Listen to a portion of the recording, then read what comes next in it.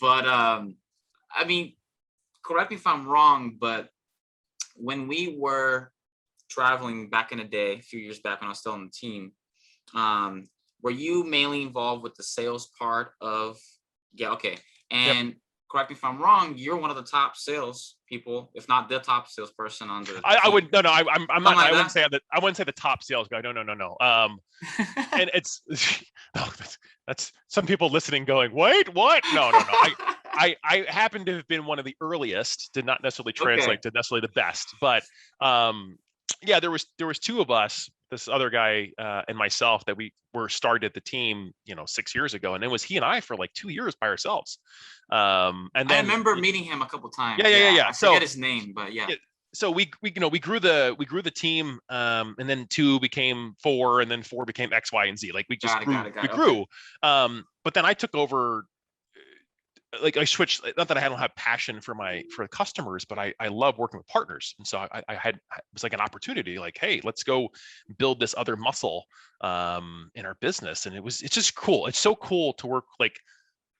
It's like being a teacher. Like if you are the kind of person that finds success in making others successful, right? That Yeah. is like one of the coolest things I love. It's like, yeah, I can do this myself, but who cares if I can't teach 50 other people to go do this magic thing, and they take it upon themselves, and then they can scale it out to the universe. Like, that's where the power lie is, in like scale. It's same thing. Like, it's like fitness, or it's like, green living or whatever. It's like, it's cool Right. that the one guy has solar panels on his house. It's much cooler when they have 100 people have solar panels on their house, or whatever, like whatever the thing is, scaling it out through others. And so, yeah, I had that opportunity, and that's what I ended up doing. So yeah, Yeah, I mean, by no means am I the top sales guy. the So no, number anybody, one salesman on Microsoft for the whole world. yeah, that's great. Um, and Get me so in the reason why trouble. I bring that up is because regardless if you're number one or not, that was besides my point. What I was trying to come at was I always walked away when interacting with you,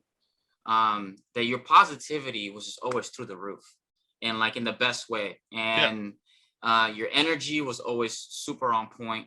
And aside from just being in sales, I know I've come to find out that that is pretty much one of the number one ways for you to exceed in whatever it is that you're doing in life. Yeah. Um, Walk me through it. Have you always been this way? Was there like a changing part in your life that sort Oh of man, opened that up to you?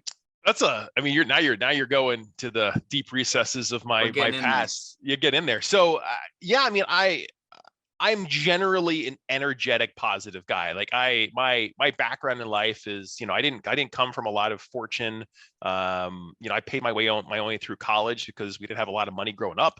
My parents ended up getting divorced when I was in high school, and I had my struggles. I was bullied most of my life growing up. I was an overweight nerd. Like, I was an easy target. I was a bit of a pacifist. But I played sports. I had friends. That was like, my childhood was my childhood. Everybody has some weird adversity. I always Right, call it like every superhero has an origin story. Like, this is how it right. works, right?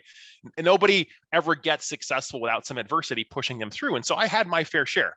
Um, and it, I grew up like just overweight my whole life. Like, I was like that nerdy little kid with glasses who just I didn't care about how I looked or talked about, like, I was your quintessential, like, marquee, look in the in the dictionary of an overweight fat nerd kid. I was like, there's he is, that's him.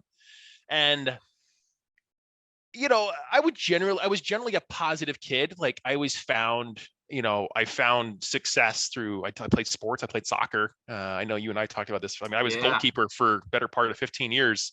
I couldn't run, but I could block balls that's what being I'm shot at saying. goal. It was no problem. So I was like, I was good. I had really good reflexes. They just put me in goal. They're like, don't worry about running. Just stop the ball by all means possible. So that's what I did.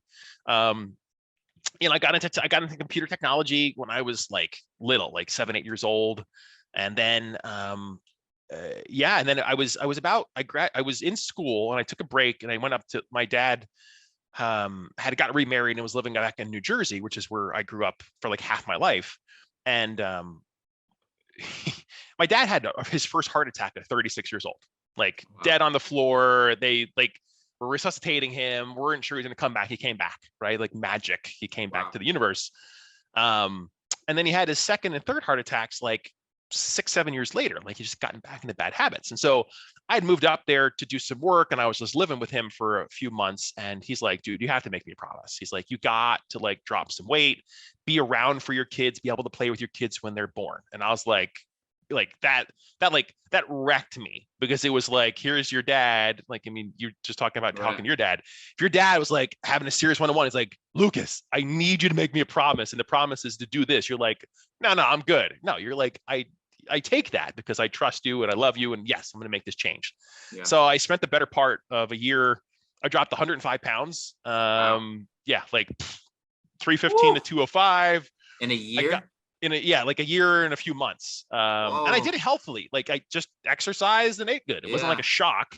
And then like once the positive body image showed up, I was like that energy started coming out, and that positivity, and like, oh my God, anything's possible. Like if I can drop 105 pounds, what else could I possibly do? Right. Like it just seemed like opportunities were endless. And I was like going after jobs I had no reason to go after. I was going after girls I had no reason to talk to. I was trying like sports I shouldn't have been trying. Like, and so I started taking martial arts, and I was like, man, I'm going to go work at Microsoft one day. Like this is going to happen. Like I did it. Like I did all the things I wanted to do.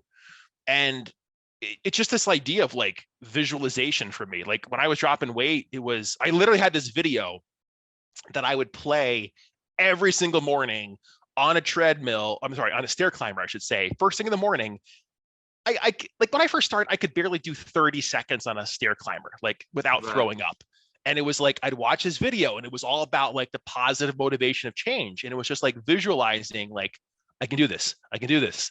It's consistency over time. Do the work. Like I can do this. And it like finally one day it just showed up, and I had dropped like 70 pounds in like 6 months. And it was like, okay, now the momentum's there. You know what I'm saying? Like now you just keep rolling. And so like, and it's just funny because there's probably another alternate universe where that boy didn't make the same choice and he's living a different life. But so my positivity comes out because I'm like, I got a lot to be blessed for. Like, I could be dead. I could be overweight. There's 1,000 things that may never happen. And I've been blessed to have lots of those things. And so, every day I wake up, maybe a little achy, but generally pretty happy still alive with where things are. Still. Well, you look good, dude. I mean, I think I've seen your before and after. Yep. And if you're okay with it, I can even flash it on the screen. Post edit, because I had my before and after, which I never really got too bad out of shape, but it was to a point where I wasn't happy with where I was at in life. And I think that's the point where I guess not all people end up changing it, but at one point when you just, enough is enough. Exactly. You're like, I can't keep doing this anymore. And I'm a firm believer that one, there's no age that you can't turn it around. But then also, like my dad said in the last episode, will it be easy? No, not at all. You have to really want it. You got to actually show up every day. You will mess up. You will skip a workout and eat what you're not supposed to, that's okay.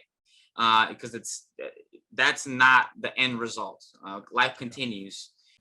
All right, thanks for watching this clip from Appropriate Culture. If you want to watch the full episode, go ahead and check out us at appropriateculture.com. You can also check us out on social media platforms at Appropriate Culture. Like, subscribe, and we'll see you guys on the next one.